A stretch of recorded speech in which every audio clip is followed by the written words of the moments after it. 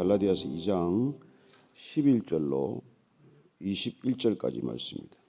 같이 읽습니다. 시작. 게바가 안디옥에 이르렀을 때 책망받을 일이 있기로 내가 그를 대면하여 책망하였노라. 야고보에게서 온 어떤 이들이 이르기 전에 게바가 이방인과 함께 먹다가 그들이 오매 그가 할례자들을 두려워하여 떠나 물러가며 남은 유대인들도 그와 같이 외식하므로 바나바도 그들의 외식에 유혹되었느니라. 그러므로 나는 그들이 복음의 진리를 따라 바르게 행하지 아니함을 보고 모든 자 앞에서 게바에게 이르되 내가 유대인으로서 이방인을 따르고 유대인답게 살지 아니하면서 어찌하여 억지로 이방인을 유대인답게 살게 하렸느냐 하였노라. 우리는 본래 유대인이요 이방 죄인이 아니로되 사람이 의롭게 되는 것은 율법의 행위로 말미암음이 아니요 오직 예수 그리스도를 믿음으로 말미암는 줄 알므로 우리도 그리스도 예수를 믿나니 이는 우리가 율법의 행위로서가 아니고 그리스도를 믿음으로써 의롭다 함을 얻으려 함이라. 율법의 행위로서는 의롭다 함을 얻을 육체가 없느니라. 만일 우리가 그리스도 안에서 의롭게 되려 하다가 죄인으로 드러나면 그리스도께서 죄를 짓게 하는 자냐? 결코 그럴 수 없느니라. 만일 내가 헐었던 것을 다시 세우면 내가 나를 범법한 자로 만드는 것이라. 내가 율법으로 말미암아 율법에 대하여 죽었나니 이는 하나님에 대하여 살려 함이라. 내가 그리스도와 함께 십자가에 못 박혔나니 그런즉 이제는 내가 사는 것이 아니요 오직 내 안에 그리스도께서 사시는 것이라. 이제 내가 육체 가운데 사는 것은 나를 사랑하사 나를 위하여 자기 자신을 버리신 하나님의 아들을 믿는 믿음 안에서 사는 것이라. 내가 하나님의 은혜를 패하지 아니하노니 만일 의롭게 되는 것이 율법으로 말미암으면 그리스도께서 헛되이 죽으셨느니라. 아멘.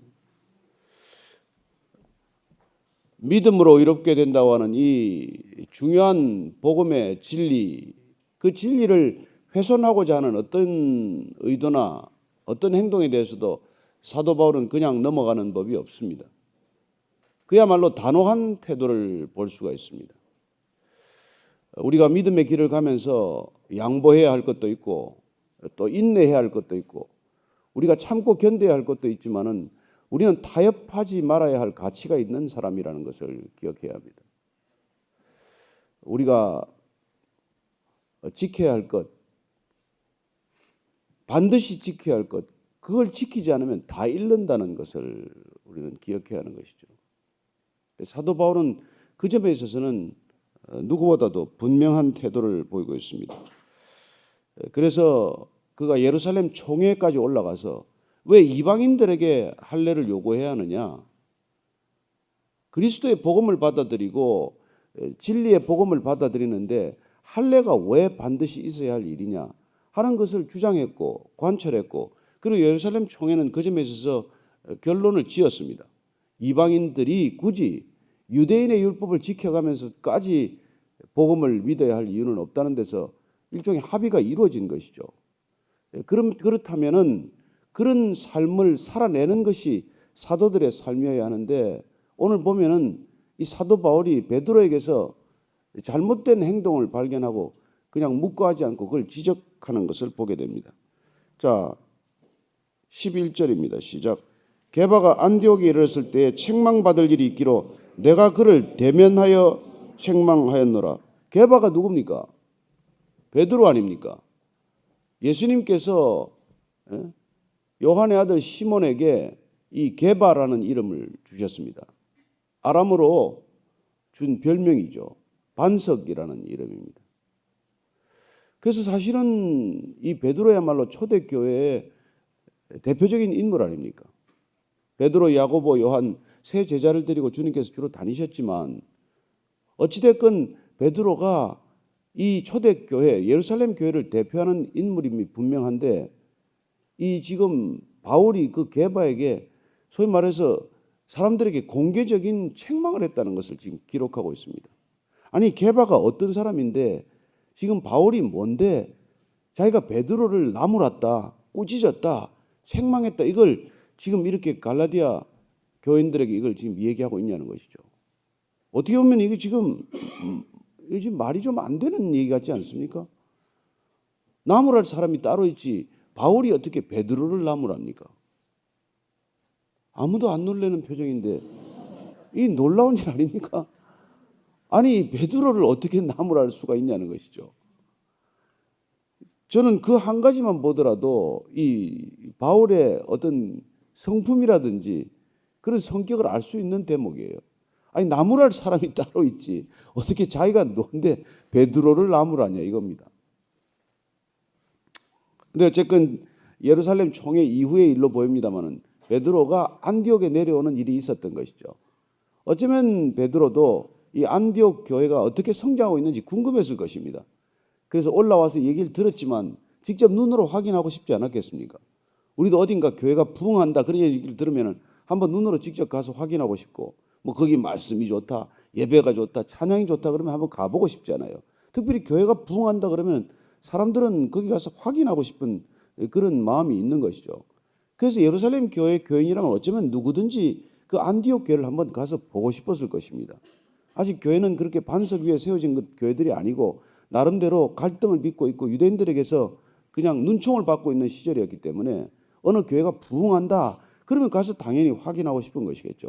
그래서 지금 베드로가 안디옥에 내려갔는데 그런데 바울이 지금 기록하고 있기로는 그 베드로가 책망할 일이 있기 때문에 내가 그를 대면해서 얼굴과 얼굴을 앞에 놓고 그를 나무랐다는 거예요. 어떻게 보면 자랑같이 들리기도 하고 치기 어린 말같이 해서 왜 이걸 꼭 기록했나 그런 얘기를 지금 그런 생각이 들 수 있어요.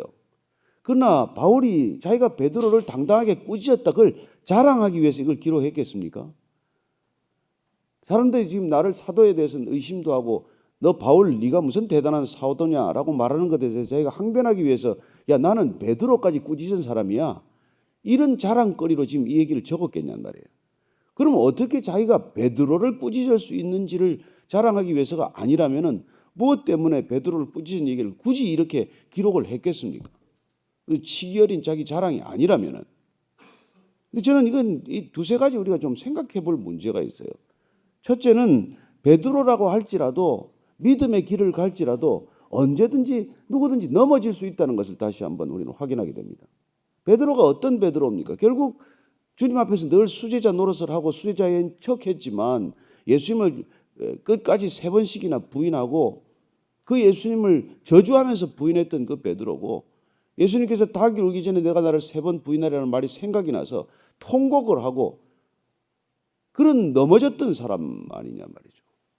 그러나 그가 이 마가의 다락방에서 성령 세례를 받고 담대해져서 누구 앞에서든지 담대히 복음을 전할 수 있는 사람이 되었지 않습니까?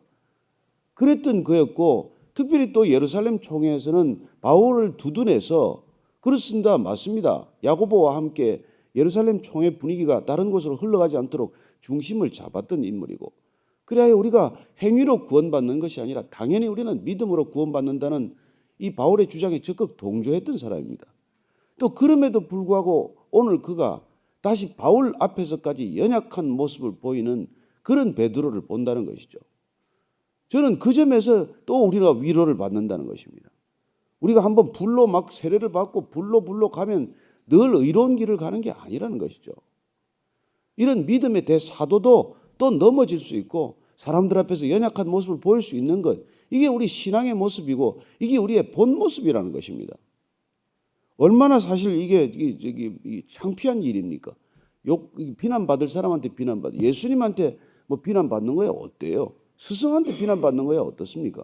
스승이 사탄아 내 뒤로 물러가라 그건 있을 수 있는 일이지만은 바울은 새까만 후배인데 이 기독교를 박해하던 친구가 예수 한번 만났다고 와서 말이지 무슨 대사도나 된 것처럼 하는 꼴을 보면 속이 뒤집힐 판인데 이제 그 바울에게서까지 내가 비난을 받아야 되나 이런 생각이 능히 들 수 있는 것 아닙니까? 그럼에도 불구하고 그런 비난을 받을 수 있는 소질을 우리가 지니고 있다는 것 이 점에서 우리 신앙은 겸손해야 된다는 것이죠. 저는 그리스도인들이 남의 비난을 못 견딥니다. 특별히 무슨 목회자가 되고 무슨 장로나 되면은 이 비난을 한마디로 못 견디는 사람이 되고 말아요. 우리는 그렇게 완벽하지 않습니다. 우리는 누구나 신앙의 길을 가더라도 어린애한테서라도 지적을 받을 수 있고 교회 갓 나온 새신자에게도 우리는 지적을 받을 수 있는 사람들이에요. 저는 그런 점에서 우리가 완전치 않다는 것을 늘 겸손하게 우리를 들여다봐야 한다는 것이죠. 두 번째는 내가 바울이 또 베드로가 신기한 게 이런 일이 있었으면 보통 한국 교회에서는 이미 끝났습니다. 관계는. 그렇지 않아요? 어디다 대고 지금 누구한테 무슨 얘기를 하는 거냐? 바울하고 베드로는 이 관계 끝나야 됩니다. 우리 상식으로 본다면.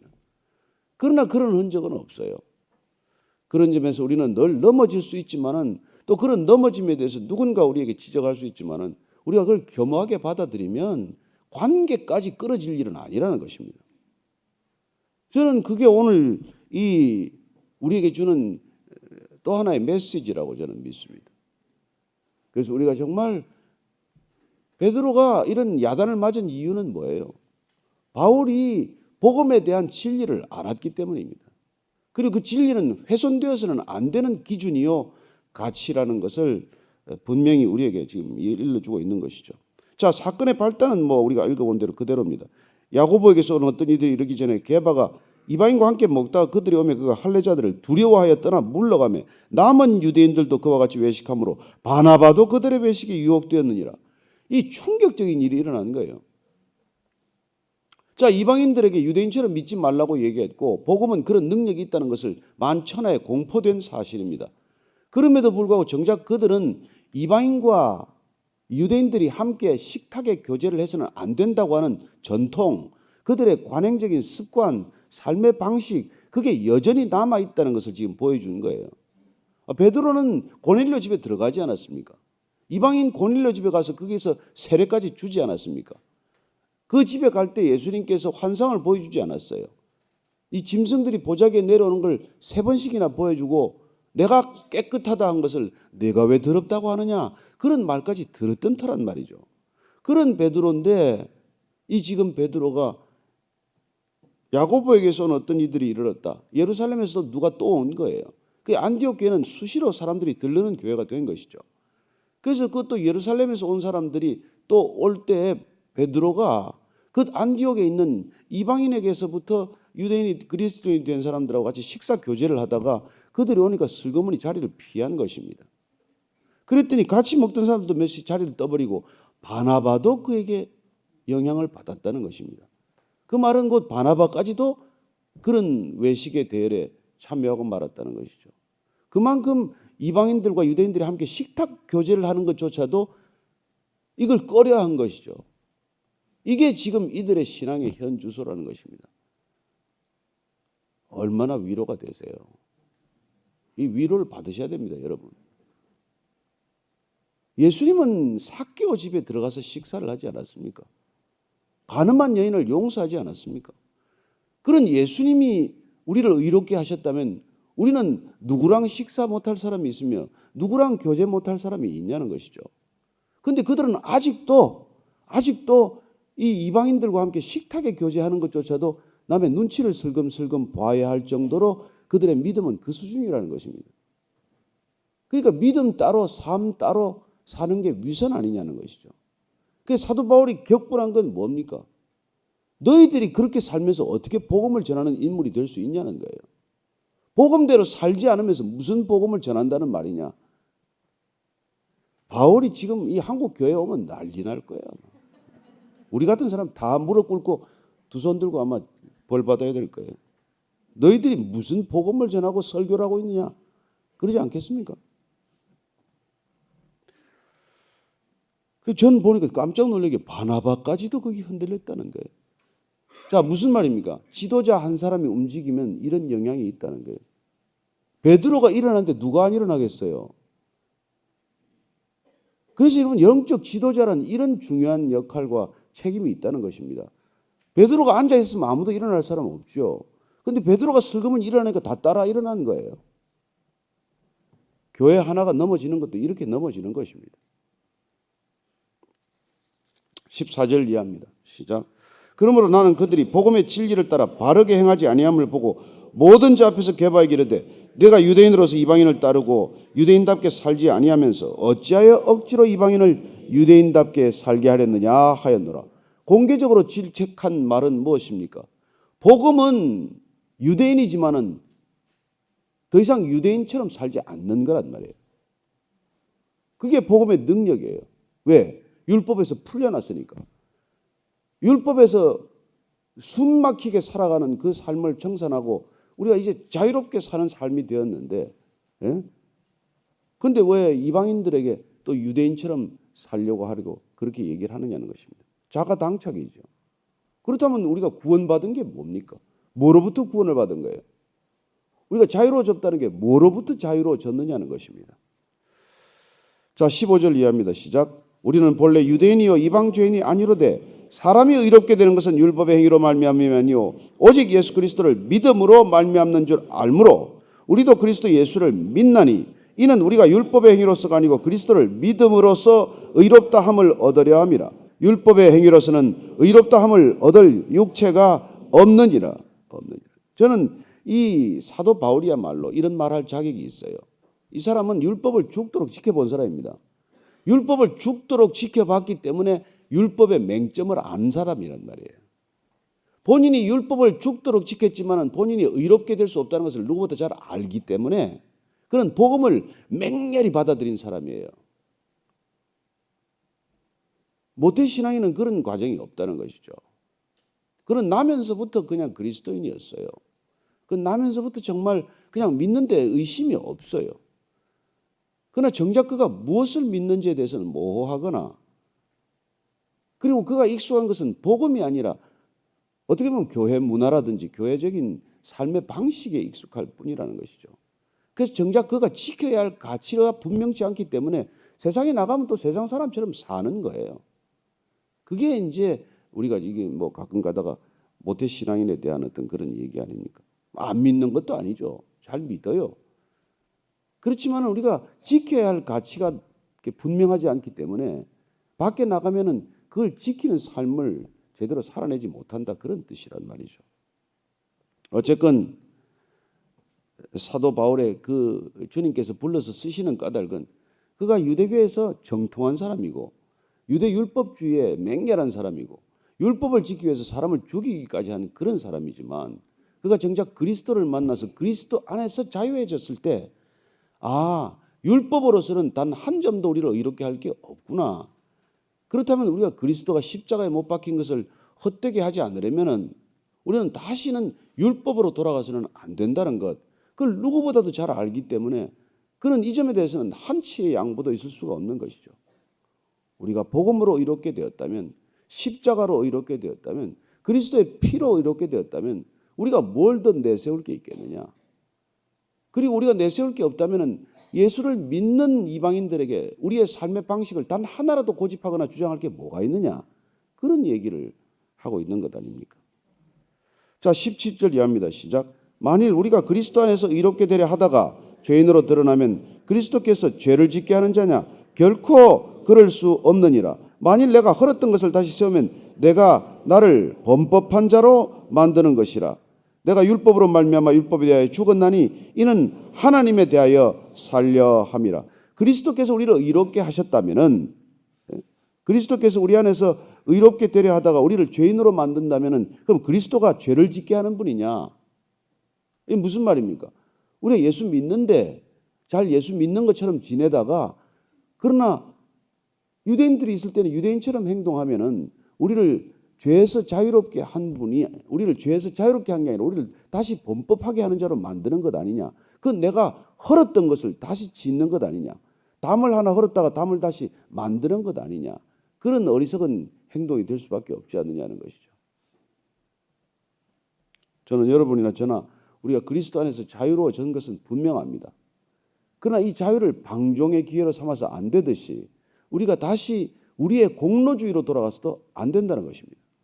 우리는 이 두 가지 점을 늘 의식해야 합니다. 초대교회가 두 가지 큰 이단이 있다면 사실 율법으로 돌아가고자 하는 이 율법주의와 또 하나는 완전한 방종이 있지 않습니까? 이제 한번 구원받았으니 우리는 뭐 아무렇게나 살아도 된다. 이 몸이 구원 한번 받았으니까 뭐 술을 마시든 무슨 뭐 다시 음란으로 돌아가든 무슨 상관이냐. 이게 문제란 말이죠. 우리가 결코 뭐 술 안 먹고 담배 안 피워서 의로워지는 건 아닙니다. 그래서 구원받았으니까 다시 돌아가자는 겁니까? 구원받았는데 뭐 다시 술을 퍼보면 어떻고 담배를 연기를 퍼보면 어떠냐. 이렇게 돌아가는 걸 우리는 극단적인 쾌락주의 내지는 또 새로운 방종주의란 말이에요. 우리가 정말 한번 구원받았기 때문에 이제는 그전에 술에 묶여 있다가 술에 풀려났기 때문에 다시 술로 안 돌아가는 게 그게 맞지. 다시 이제는 구원받았으니까 다시 옛날로 돌아가자. 이게 아니란 말이에요. 이게 지금 우리가 이 믿음의 생활이 이게 참 쉽지 않은 생활이 되는 것이죠. 구원을 받았지만 그 구원을 헛되게 만들어서도 안 되고, 구원을 받은 것을 다시 내 공로로 만들어서도 안 되는 그런 두 갈래 길에서 우리는 좁고 협착한 길을 가는 거예요. 누구나 많은 사람들이 다시 내 공로로 돌아갑니다. 그래서 신앙을 밥그릇으로 만들어요. 내가 예수 믿은 지 몇 년인데, 내가 몇 대째 크리스찬인데, 그런 공로주의로 돌아가거나, 아니면 이제 뭐 구원받았는데 뭐 구원파처럼 살지 뭐 이러나 저러나 구원은 따놓은 건데, 이렇게 돌아가면은 이도 저도 안 된단 말이에요.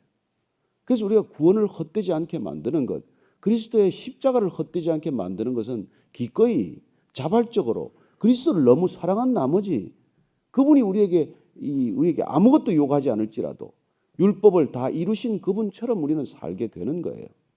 그래서 사랑은 율법을 완성하느니라. 복음은 율법을 완성하는 능력이에요. 율법은 율법을 완성하지 못했어요. 율법은 율법을 완성하기는커녕 율법은 죄만 깨닫게 할 뿐이었어요. 율법은 모든 인간이 죄 아래에 있다는 것을 드러낼 뿐이었어요. 그래서 율법으로는 누구도 이롭게 되지 않는다. 그 얘기가 지금 바울의 이신칭의의 기본적인 교리인데, 그걸 우리가 자칫 잘못 오용하게 되면은 우리는 어느 한쪽으로 또 치닫게 되는 그런 어리석은 선택을 하는 것이죠. 그래서 우리가 잘 아는 이 갈라디아서 2장 20절 말씀이, 우리가 다 암송하는 이 말씀이 탄생한 것이죠. 20절 21절입니다. 시작. 내가 그리스도와 함께 십자가에 못 박혔나니 그런즉 이제는 내가 사는 것이 아니요 오직 내 안에 그리스도께서 사시는 것이라. 이제 내가 육체 가운데서 사는 것은 나를 사랑하사 나를 위하여 자기 자신을 버리신 하나님의 아들을 믿는 믿음 안에서 사는 것이라. 내가 하나님의 은혜를 패하지 아니하노니 만일 의롭게 되는 것이 율법으로 말미암으면 그리스도께서 헛되이 죽으셨느니라. 그렇습니다. 이건 사실 요한복음 15장에 나오는 포도나무의 비유의 바울식 표현이에요. 예수님은 어떻게 표현합니까? 우리 요한복음 한번 같이 찾아 읽어보십시다. 요한복음 15장 한번 찾아. 자, 1절부터 6절까지 읽습니다. 1절부터 5절까지 시작. 나는 참 포도나무여 내 아버지는 농부라. 무릇 내게 붙어있어 열매를 맺지 아니하는 가지는 아버지께서 그것을 제거해 버리시고 무릇 열매를 맺는 가지는 더 열매를 맺게 하려 하여 그것을 깨끗하게 하시느니라. 너희는 내가 일러준 말로 이미 깨끗하여졌으니 내 안에 거하라. 나도 너희 안에 거하리라. 가지가 포도나무에 붙어있지 아니하면 스스로 열매를 맺을 수 없음 같이 너희도 내 안에 있지 아니하면 그러하리라. 나는 포도나무여 너희는 가지라. 그가 내 안에 내가 그 안에 거하면 사람이 열매를 많이 맺나니 나를 떠나서는 너희가 아무것도 할 수 없음이라. 이 포도나무의 비유, 하나됨의 비유, 그리스도와 우리가 하나 되는 것, 이게 신앙이란 말이에요. 그래서 하나 되는 것은 두 가지 방법이에요. 내가 그분 안에 있든지 그분이 내 안에 있든지. 포도나무가 가지에 붙어 있듯 그렇게 하나 되는 것, 그게 우리 신앙의 모습일진데, 그렇다면 우리가 내가 내세울 게 뭐가 있냐는 것이죠. 내가 내세울 게 뭐가 있냐는 것입니다. 오늘 바울식 표현은 내가 십자가와 함께 못 박혔고 이제 내가 사는 것이 아니요 그리스도가 내 안에 사신다는 것, 이 그리스도와 하나됨, 이 그리스도와의 단 하나됨, 이게 신앙의 전부라는 것입니다. 이 놀라운 비밀을 우리가 알 때 우리는 다시는 나를 내세우는 그런 율법주의나 형식주의나 공로주의나 이런 데 빠지지 않는다는 거예요. 그래서 자유함이 있다는 것입니다. 그런데 그 자유가 방종이냐는 뜻이에요. 그 자유가 내 뜻을 추구하는 자유가 되냐는 말입니다. 그리스도의 뜻 안에 있는 자유, 그리스도의 뜻을 따르는 자유, 그리스도의 뜻 안에서 누리는 자유, 그 자유란 말이에요. 그 자유를 방종의 기회로 삼지 말아라. 육체로 돌아가지 말아라. 그리고 외식하지 말아라. 이게 우리의 기본 신앙의 입장이 되는 것이죠. 그러나 그 유명한 베드로조차도, 바나바조차도 사람이 순간적으로 외식하는 모습을 보이지 않습니까? 그 잠시의 외식, 단 한순간의 외식이지만 바울이 그냥 지나치지 않습니다. 우리 같으면 눈 감고 말지요. 어떻게 내가 베드로를 나무랍니까? 어떻게 바나바하고 신경전을 벌일 수 있겠어요? 그냥 눈 감고 말지만 바울은 타협해서 안 될 가치 앞에서는 비록 관계가 어려워지는 일이 있더라도, 조금 힘든 상황이 올지라도 그는 이건 절대로 훼손되어서는 안 될 가치라는 것을 일러주고 있는 것이죠. 자, 그렇다면 우리가 바울처럼 살기가 쉽겠습니까? 어렵습니다. 단 한 가지 길이 있어요. 나보다도 예수님을 더 사랑하면 됩니다. 우리는 대부분 그렇지 않습니다. 저 자신도 그렇지 않아요. 예수님보다 저를 아마 더 사랑할걸요. 그래서 우리가 날마다 죽노라 하는 이 고백이 필요한 것이고, 날마다 내가 죽어야 그리스도가 내 안에 사신다는 고백을 바울처럼 할 수가 있게 되는 것이죠. 우리가 이 믿음의 고백 앞에서 다시 한번 진실하게 돌아보는 시간이 되기를 바랍니다. 그리고 어떤 것도 우리가 나무라기 위해서 살아가는 존재가 아닌 이상 우리가 예수님을 더 사랑하는 것 이외에는 달리 길이 없다는 것 주님께 고백하고, 주님 사랑합니다. 그 고백이 입술의 고백이 아니라, 외식의 고백이 아니라, 위선적 고백이 아니라 진실의 고백, 중심의 고백, 전부의 고백 되게 하여 주옵소서. 그렇게 한번 기도하고 또 세상 가운데로 나가십시다. 하나님 아버지,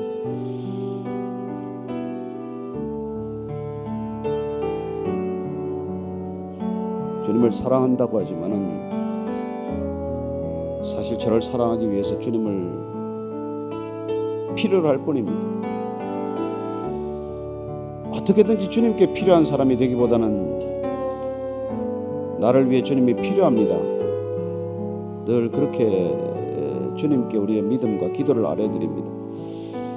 하나님 아버지, 바울이 이렇게 고백했던 것처럼 이제는 나는 살지 않습니다. 나는 죽었습니다. 오직 그리스도만이 내 안에 사십니다. 이런 고백을 올려드릴 수 있는 오늘 하루가 되게 하여 주옵소서. 사나 죽으나 오직 주님만 기억나게 하시고,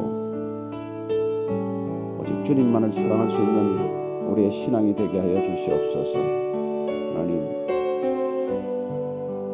그래야 주님께서 내가 나를 사랑하느냐 물을 때 주님, 제가 주님 사랑하는 줄 주님 아십니다. 우리도 이렇게 대답할 수 있는 믿음의 사람 되게 하여 주옵소서. 하나님 아버지, 주님 따라가는 길 참 쉽지 않습니다. 그러나 어쩌면 가장 단순하고 가장 쉬운 길이 있습니다. 그냥 십자가에 죽으면 될 터인데 죽지 않아서 이렇게 꿈틀대고 잠시 기절했다가 깨어나서 또 소리 지르고 그런 우리 자신의 모습을 바라봅니다. 주님, 오늘 십자가에서 내가 못 박혀 완전히 숨이 끊어지게 하시고, 그리고 내 안에 오직 그리스도만 사실 수 있게 하여 주옵소서.